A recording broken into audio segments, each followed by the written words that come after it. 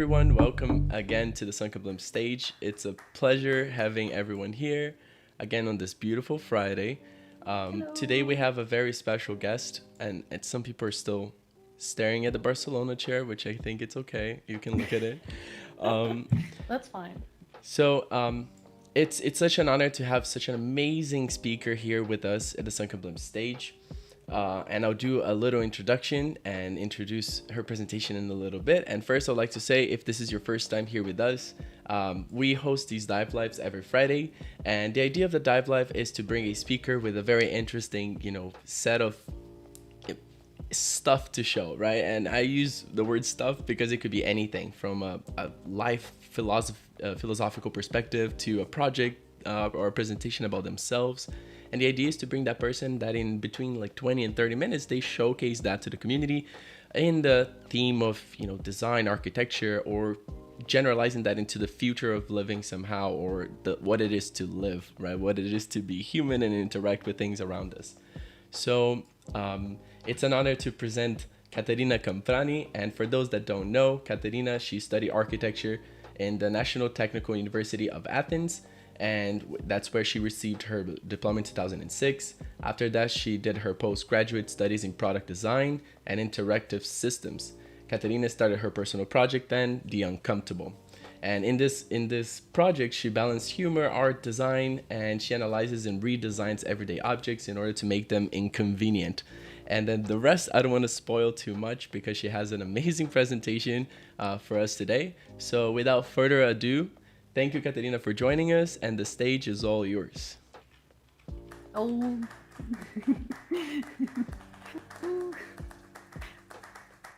Thank you very much. Thank you very much for all the clapping.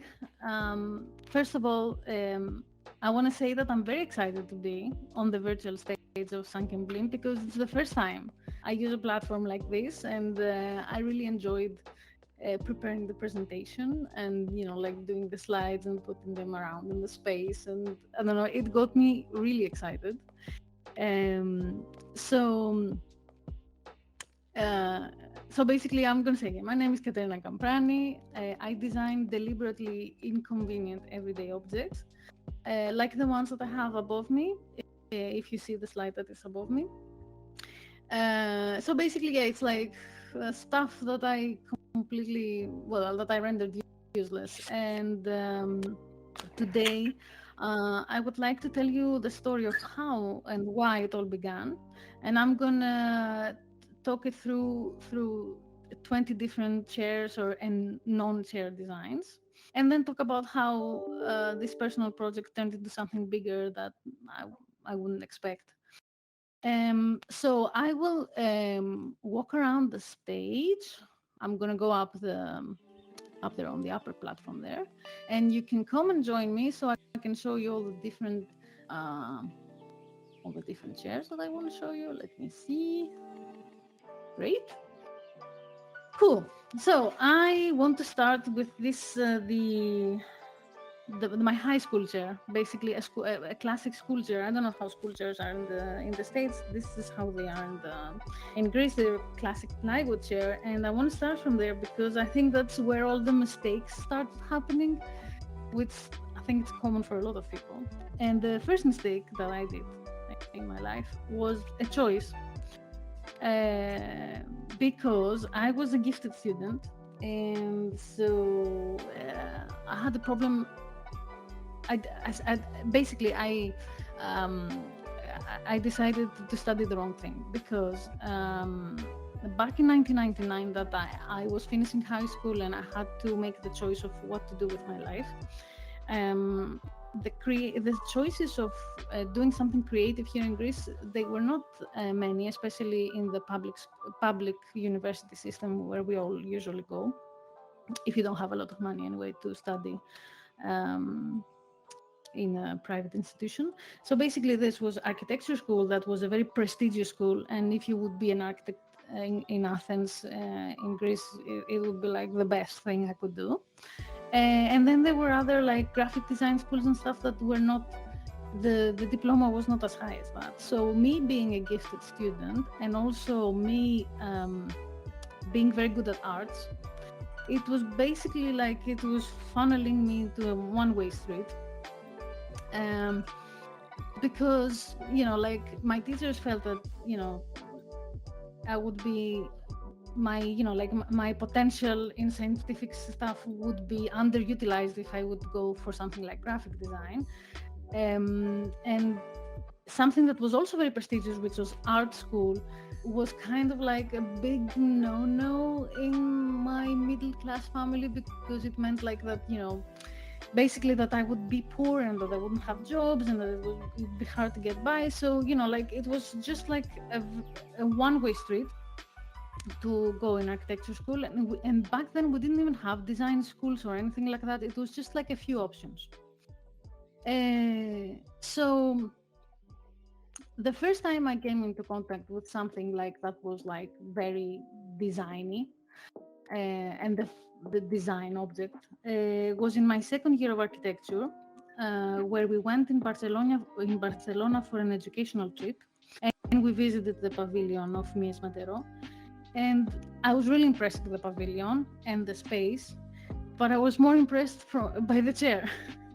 And basically, not only, like I liked the design, but also at that moment I was so tired when we arrived at the pavilion, and I sat down on this chair and it felt like heaven to me. And, like I think this connection of, like seeing the object in real life and, like coming in contact with it, like really made me fall in love with it. And I was using it in all my sketches and renders and all that stuff at the point. And I also wanted to show you this other chair, this chair that is like it is an installation by Mario Navarro. Basically, this chair I'm showing to you because that's how exactly I felt when I was in architecture school. Oh, I'm sorry, if you can mute your mic, or is it me?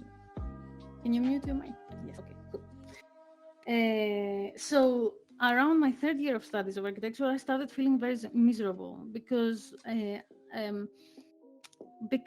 think my real problem was that architects produce very permanent structures in the city grid, and that they are responsible for things that stay there for decades. And that made me feel a great pressure by the fact that, like that I couldn't have room for mistakes. Let's say that in a hypothetical scenario where I would design a building, and then after building it in my head, I would not feel confident for my design choices. I couldn't feel that I would just say, oh, well, okay, we tried in this one, maybe it didn't work. Oh, well, let's try it to the other one, for the next one building. I just felt that, like you can just like make something, and then if you didn't like it, you can just demolish it. So this made me feel like very restricted. And at that point, like I was growing up, I was learning myself, and all of that. And I was very interested in humor. I liked stand-up comedy. I liked reading comics. And I started making funny pictures and videos. But I didn't feel that could be combined with architecture because that was way too serious. I didn't feel that there was room for that in that school. The problem is that this school was so prestigious and the best school I could be in, so I couldn't quit it because I couldn't find something that, like I would convince my parents that's better, or even myself, not even my parents. So, like I decided to push through. I got my degree and I thought, like maybe I would do something later. And at that time where I got my degree and that, we go to the next slide now with all the chairs. At that time then, I started like being very often online, like, and start watching like design blogs. That was like a thing back then. That was around 2008, 2010. And my two favorite design blogs were Swiss Miss, which is a very old blog. I don't think it exists anymore. And Design Boom, which, okay, that one I think is maybe some of you know it. So this, well, apart from architecture stuff, they were full of smart, playful design projects. And I remember really liking that chair by Peter Bristol that looks like it's levitating, but it's really supported in one leg that's connected to the plate under the carpet. And I thought, oh, that's so cool, like. And then, like you had chairs that looked like cactus and chairs that looked like they were swinging themselves. And I also included in that slide another project that I really liked, which was not from that era, but I really like it, and it's really representative of for me for what were the projects that I really liked and enjoyed seeing, which is this project by Clark Bartley, which was basically he was experimenting with wood bending, and he made this piece that it's just the arms of a chair, so it's the armchair, but it doesn't have a seating, so he just provides you with the arms, and you have to provide the seating. So that's why it has a stool in the middle of this thing. And I thought that, like things like that made me happy, when I saw them and stuff. So let's go to the next chair now. Oops. So this is like one of my designs of that era. And this is basically it's a huge chair that is essentially a table. So at that point I was fascinated by things that were out of scale. But that also, as an architect, I had to also put a function on that. So that was supposed to be functional for these narrow kitchens that we have in Greece, in small apartments, and you can only fit the table against the wall. And supposedly the back of the chair would be something that would work as a space that you could put things like magazines and I don't know what anyway. So I used to do this stuff, and I was really proud of that design. I put it in my portfolio, so I'm really proud. Now I don't like it at all. I think it's very naive. But anyway, that's the things I was doing. Basically, I wanted to have fun.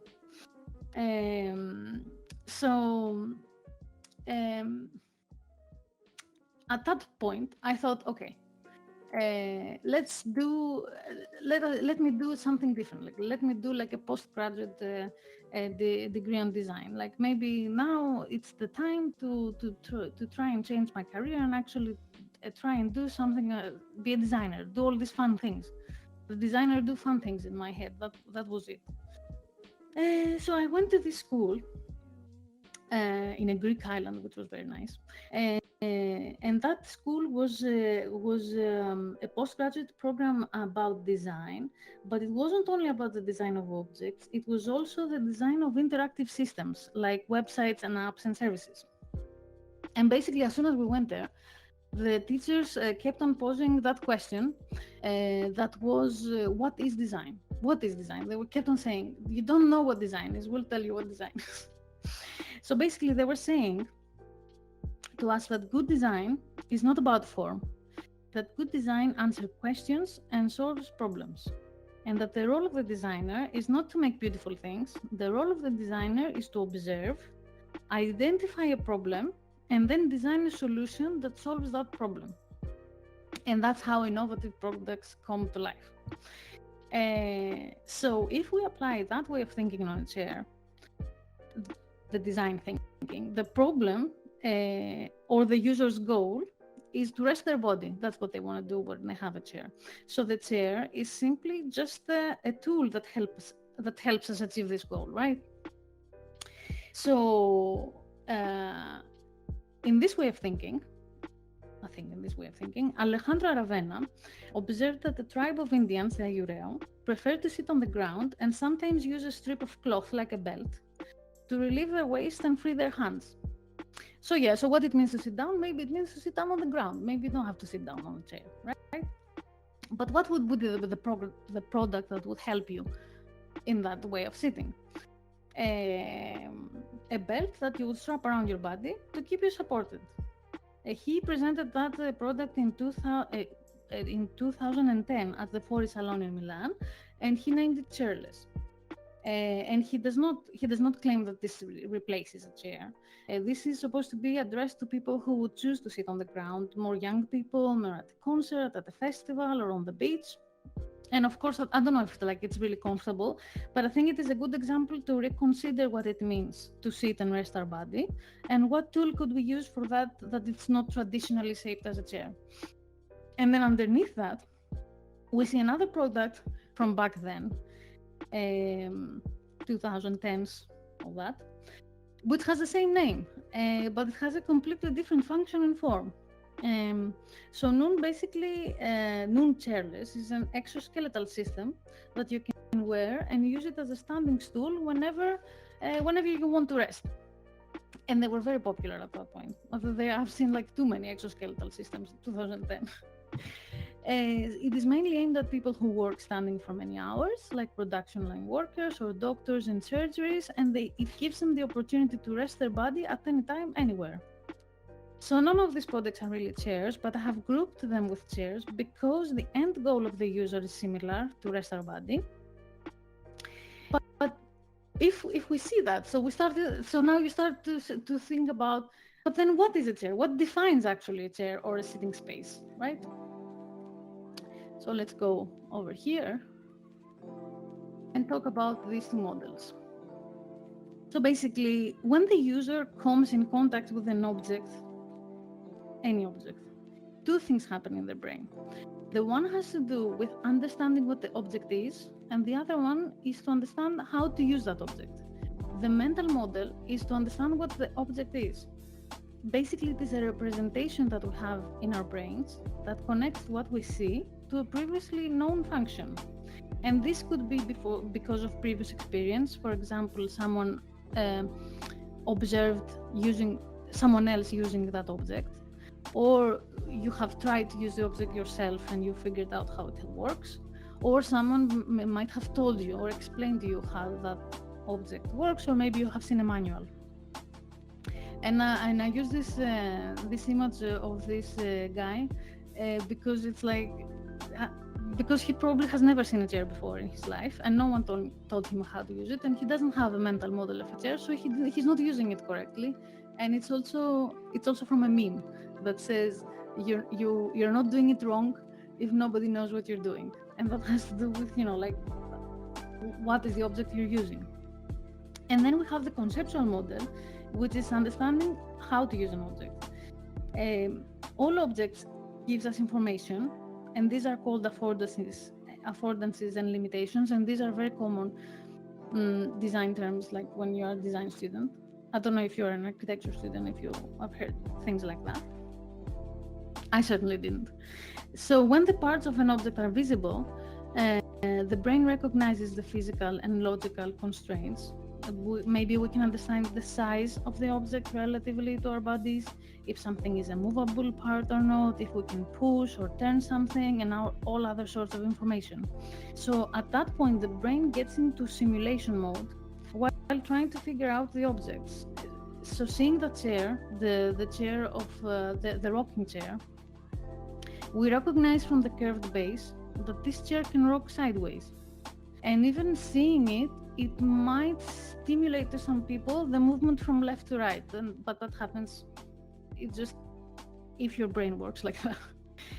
So this chair is designed by the French artist Jacques Carlman, and he is most known for his masochist teapot on the cover of the Don Norman's book, The Design of Everyday Objects. And if you haven't read it, I definitely recommend it. It's a very good book. So Don Norman explains really well how everyday objects gives off signals of how they want to be used. And the good design relies a lot on it. And this has an application not only in design of objects, but in everything that has to do with visual communication. So basically, by learning, like terms like these, and being in the design school, I started realizing that design it was probably not what I thought it was. So as a designer, I was supposed to provide innovative solutions to a problem, which in extreme cases, like the ones I showed you before in the two chairless chairs, it might mean to totally step away from the mental model of an object, because that new solution would be something completely different in form, but also for this form to design a very good conceptual model that will help the user understand immediately how to use it. So basically that's what I've been taught in that postgraduate program, that every time I have to think of how to step away from the mental model of the object that I want to design. And of course I realized by going in the industrial design schools that like industrial design means that objects are mass produced, and this is also a big responsibility. It's not only architects that have a big responsibility, designers have also a huge responsibility. I didn't like that. So maybe the playful projects that I liked, I realized they are just experimental projects, or even art, and not really, like design products. But the thing is, like, and I want to talk about like playfulness and design. I knew that the Sella tool I want to talk about, that I knew that was like a very famous design, and it was by, if I pronounce it correct, Achille Castiglione, and he was a very famous architect and designer in Italy from the 50s to the 70s. So I was confused. Was it okay to be playful in design, or was it not? So mm, also I was confused about other things in life at that point, and I didn't feel stable um, in many ways, because around that time that I was studying, Greece entered a very bad state of economic crisis, and I started to be, well, I was already, but at that point I was like too much pessimistic and very cynical, and I was thinking that this is not an optimal time for a new beginning. How can it be like an industrial designer in Greece? That the country has no industry anyway, and the crisis, they would not help to get any better. So where would I get a job? And even if I was lucky to get a job in design, how could I apply this new way of thinking? So I could not imagine any scenario of working professionally, like as a designer, and being asked to, like design a chair, and then I would say to my boss or to my client, oh, let me rethink what it means to sit down, like maybe a chair is not a solution, like, the things that we were taught in the postgraduate program. Well, I was oversimplifying things. Things are not exactly like that, but in my head at that point, that was a problem. And for this and other personal reasons, I quit. I actually never finished my studies on design, and I returned back to Athens. And for a while, I was determined not to go back to architecture because I hated it at that point. And I did try one more time to change my career. I went to briefly in advertising, which that was a disaster. Um, and then after all that journey of, like cynicism and denial and all that, I just, I said to myself, okay, it's a time to stop trying. I went back. I work as an architect. I worked 8 hours a day, and I got used to the idea that now I have to be responsible. I have to be responsible with my money, and I have to be a serious person. Okay, and then 1 year later, after being like, after accepting the idea that I will never do anything playful in my life, I designed this sketch. And it reminded me of this term that I learned in the design studies, the user experience. Because when you interact with an object, you will get through some steps to achieve your end goal. And this is connected to the conceptual model that we were talking about before. But if any of these steps are hard, it can make your experience frustrating. And although you will probably achieve your goal, you might end up having a bad experience. So this toilet was a very good example of a bad user experience translated in real life, because it gives you all the tools to achieve your end goal, and you can actually use the toilet successfully. But imagine how it would be if you had to go to the toilet in the middle of the night barefoot, and you had to climb that ladder, or if you had like a toilet, like emergency, like emergency. I wouldn't think it would be very pleasant. So that's how it started, the uncomfortable project. I did that sketch, and what happened without me realizing is that I learned the way of thinking for design when I was in school, but I reversed it. I basically asked the wrong question. I asked, how would the objects be if me as a designer was trying to give the user a bad user experience? And it felt so liberating, because this time I didn't have any responsibility, any of these responsibilities that kept weighing me as an architect and as a designer. And after consuming all that content from the internet, I ended up doing something similar. I took forms that we all recognize and I put a spin on them to create a surprise. And that's probably why the project, I think, had a huge success in social media, because it's basically the same recipe as the things I was consuming in social media. So basically, I'm going to start going a bit faster now because I realize I'm out of time. So basically, what I do is I choose an object, and I use simple everyday objects because we all understand how they are, what they are, and how they work, and they all have very strong mental model of them. Then I analyze all the steps in the user interaction, and I look for the physical affordances and limitations of the object, and then I try to sabotage only one of these elements. And this sabotage has to be very discreet, because if I change too much the form of the object, then it stops being a chair. So I basically try to keep the mental model intact. So the brain recognizes the object, but at the same time, it automatically gets into simulation mode and analyzes the elements and find out that something's wrong with it. And that's why some people have very strong visceral reactions, because the problem occurs in the simulation mode when they see it in their brain. So these three chairs, the yellow, the gray, and the red one, was the chairs that I did like when I first started the project. And they all have something wrong with the sitting surface, because to me, that's what all the chair was like, the sitting surface at that point. The one is curved, the other one is sloped, and the third one only gives you half of the sitting surface. But the chair is more than a sitting surface. If you analyze it, it has so many more properties. It must be rigid, it must be at the right height, the sitting area and backrest must be at a certain angle, it is a movable object for one person only, and the sitting area must be accessible by that person. So in the black chair over here, I have sabotaged just the accessibility to the sitting surface and nothing else. And I really enjoy this process and the way of thinking, because it feels like a puzzle or a challenge. Basically, the chair was not an easy object, and this specific idea for the black chair came to me years after the first months. And to me, that's very impressive, because it shows how deeply ingrained these forms are in our minds, because we take them for granted. So the useful side of this project is that it actually helps people realize that the tools we use every day, they're very well designed. Because some concepts like comfort, you can only perceive them basically when they're absent.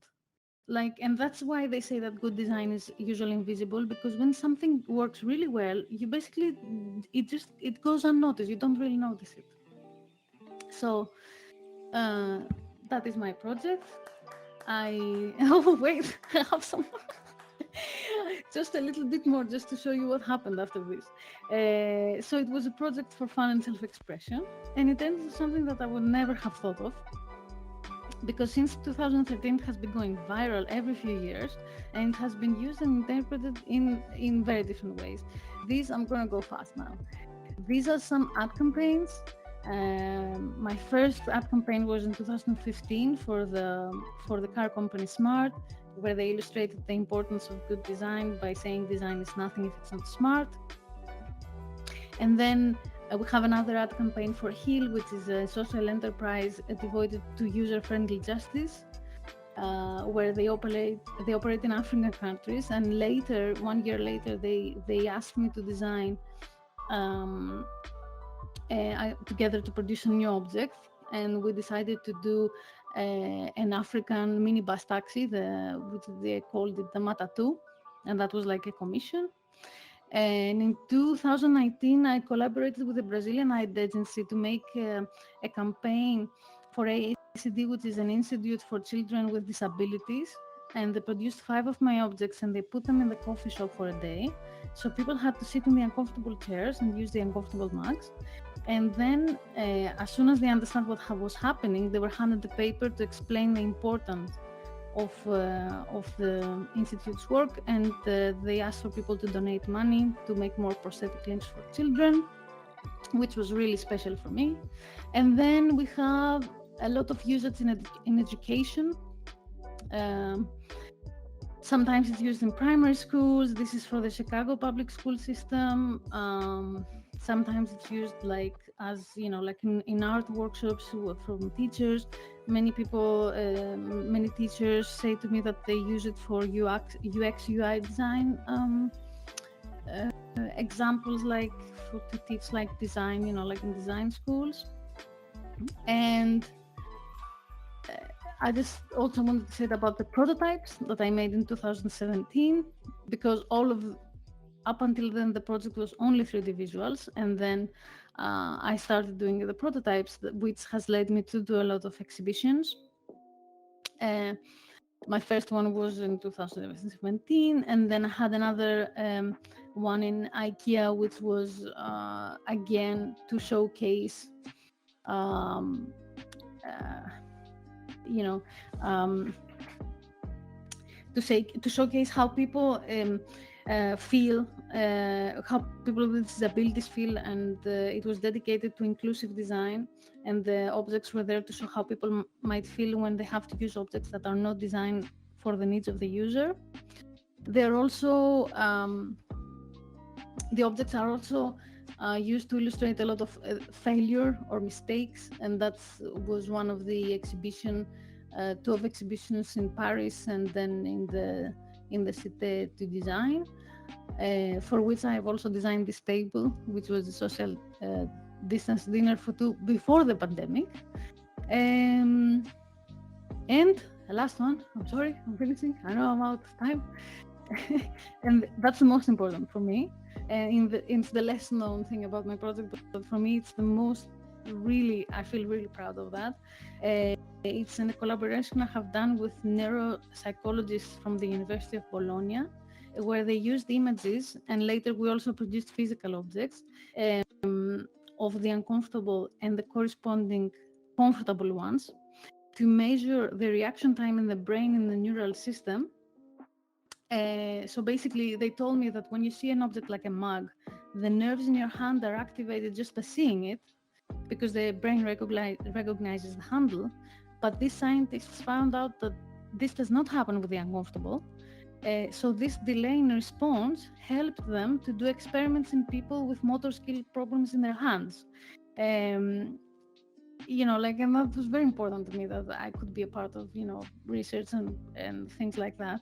And since then, I've also been requested a few times, like the pair of the images, the comfortable and the uncomfortable one. And the researchers started using fMRI machine that allowed them to explore the different brain regions that process visual information and how the information flows between the different brain regions and stuff like that. Which to me, I don't know, it's really an honor to be a part of research like that. And I want to end this presentation by showing you my newest chair, which is not uncomfortable, but it's definitely not normal. I've started to do animations, and so this has helped me come out with showcase the ideas that I have in my head for a very long time, but I couldn't capture in a picture. So my latest work is more about time and hypersurfaces, but it still challenges the norms of everyday objects. And the last thing I wanted to say is that preparing this presentation, I started to think about that we don't really need chairs in this virtual environment. And so by doing this lecture, I feel like a historian, that I present in the digital space something that's absolutely useless in here, and we can't use it. So with this thought, I would like to leave you and thank you very much for being here and hearing my stuff. And I will let this animation play. Oh, why doesn't this animation play? Oh, I'm sorry. I have put it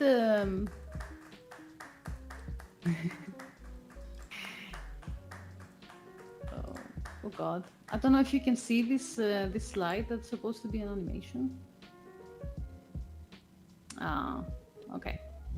I see the animation. Well, it's an animation, but I'm gonna try to re-upload I think it's visible for some people, but yeah, I also don't see it. No. You have to go to my Instagram and see it. It's really nice. Oh, maybe it was on purpose, so everyone goes to your Instagram. I see what you're doing. Yeah. Well, anyway, I don't know. Let me delete it and re-upload. Anyway, I'm open to questions. I'm really happy that you came up, and I'm open to questions. Yes. Well, thank you very much, Katerina. It was an amazing presentation, and yes, the floor is open for questions. If anyone has any sort of questions for her or comments, etc. Well, as people are thinking about which question to do first, I have a comment. I didn't know. This is the first time I'm hearing Yeah. about your involvement with the research, you know, seeing the Yeah. neurological response to Yeah. affordances and that, and how that can help Uh, people with yeah. motor skills. This is I actually know. incredible. Yeah. How did you get started with I that? don't. Well, as with everything with the uncomfortable project, I just got contacted by the people there, and I just worked with them. You know, like I never, I, I never really initiate any of the things that happen with the uncomfortable. It's always someone else, you know, like that contacts me to do stuff. But I just thought that that was really important. Like I just felt that at this point, yes, I have done a funny project, and yes, you know, like I never wanted responsibility, and that's why I design uncomfortable objects. But then at that point, I felt like, okay, but this is now becoming a bit useful, you know. This is actually working for them. It actually helped them. That it wasn't that they were studying the uncomfortable. They were trying to study the motor skills of the hand. It was just that they realized that with the uncomfortable they had more time to study the nerves in the hand. It's incredible. I don't know how they found me. I never asked. And I have been contacted with from other researchers too, but it's not something that happens really often. It has happened like 2 or 3 times now. Um, yeah. No, that's incredible. And I would like to point out to one part of your presentation that, you know, well, first off, thank you so much for everything. Like, the presentation is absolutely mind blowing, and I had smile from beginning to end in my face. And I would like to call attention to this one part that you were talking about, how good design is invisible, right? And it's only Yes. until you Yes. have a issue or a problem that design becomes, Mm. you know, part of the things that you're noticing. And looking at your whole work, and the idea of the uncomfortable itself is bringing attention to this, right? Is calling out Mm-hmm. elements of design that would be otherwise invisible if they worked perfectly, right? So I just Mm-hmm. want to, you know, point out, like, congratulations on, like, bringing such an important topic and such a profound effect with your collection. And I really wished, you know, that I'm not sure. Like, this is part of education in a way. It's a different way of educating furniture itself. And I'm really glad you brought that forward. So thank you so much. Thank you. Yeah, it's something that I think that's why the project is still, you know, like still has like the attention it has. Um, because it does that, like it brings attention to a problem, which is a thing that I like always to do, you know. I'm always focusing on the problems, which is not good for me, but anyway. And I think that's why it's still relevant, and it has been used in education a lot. um, and and there are and I think I've done the same thing as when Don Norman wrote his book, the design of everyday things. He used the work of Zach Karlman, which is very similar to mine. Like if you go and Google search him, you will find things that are very, you know, imaginative. He did it from a different perspective. Um, so so Don Norman, which was like an educator, used his work, Zach Karlman, to illustrate things that, you know, about the affordances and things, you know, like in the design of objects. Um, and now I think that's, you know, what's happening with my objects now. And and it's because, and I think other artists have done things like that, like um, to take something and, you know, redesign it, or, you know, make it more imaginative or uncomfortable or something. But maybe I just did it a lot, you know. I did too many objects. uh, so so there are definitely also other artists that did that, but I think I did it from the perspective of a designer. I did it as a reaction to my design studies. and that's why it has this quality in it that has to do with the design of objects. While maybe other artists, like have different, they start from a different point, so maybe the essence is a bit different. I don't know. But yeah, it's to me it's incredible because I wasn't trying to do that. Definitely not. Whoops. I'm trying to upload my new chair now. No? Can you see now? Yes, I can. Cool. Nice. So yeah, if you have any other questions, I'm open to discussing. I mean, I have many questions. If anyone has. What All right, like Camilla, the you have a design question? process, like, not just like inconvenient. How they should be inconvenient. That's the word. I'm not really sure I heard very well. Could you please repeat the question because Sorry, I was maybe I talking had- about the design process, or how do you tweak the everyday object? How do you measure inconvenience? How do you say, okay, this is the most inconvenient this object can be? When do you Yes. say that? When do I say that? Basically, I do. Well, I don't do that anymore because I started the project 10 years ago. But then, when I did the most of the objects, I had like a methodology where the first thing I would do is really analyze the object. Like in my head, I was analyzing all the steps.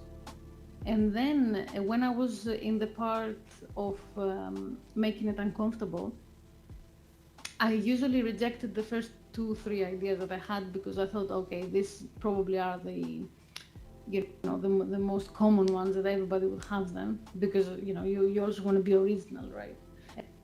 But then I think the ideas that really were coming through and that I really was deciding to actually design in 3D was the ones that were making me laugh. Like I would design something and I would laugh out loud with what I have designed as if someone else has designed it. Like I think because our brain is so connected to these forms, I would surprise myself by designing them differently. So basically I would brainstorm and do sketches, and when I laughed, and the one that made me laughing the most, that was the one that I would start doing. I would go to the next step, like doing the 3D and stuff. So the measure was how much would I laugh about it? How much because I was laughing because of the surprise. How much it would surprise me. If it surprised me, then it was good. It was good enough. Good. And that's the whole premise of humor in itself, right? Humor is when we find humor in things that are surprising some way or another, or take the subject from a different perspective that no one is expecting. And that's a good metric, actually. If you think about it, like you stop designing when you can't stop laughing. Yes, but I think the project I basically started it because I was very miserable. So I was trying. It was very comforting for me, like I was basically making myself laugh. I was making myself have fun, and then I started to realize that also other people like to think like that. So then I would discuss it with my friends, and my friends would also come up with ideas, and then we might ended up like 2 or 3 hours discussing about like how would an uncomfortable cigarette would be, and we would be all night on about it. So it also made me very popular.